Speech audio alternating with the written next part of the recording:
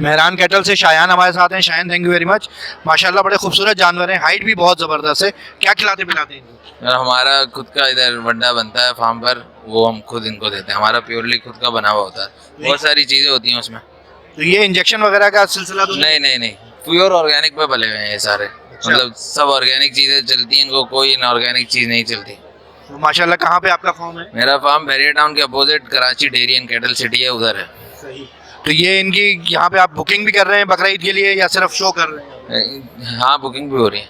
अच्छा, तो क्या प्राइस का रेंज क्या रखी हुई है? यार प्राइस रेंज तो सबके अलग अलग हैं। मतलब अभी यहाँ पर जो है सब हाई रेंज वाले खड़े हुए हैं, क्योंकि वो हम इधर डिस्प्ले कर रहा था तो हमारे फार्म के बेस्ट जानवर जो हैं वो सब खड़े हुए हैं।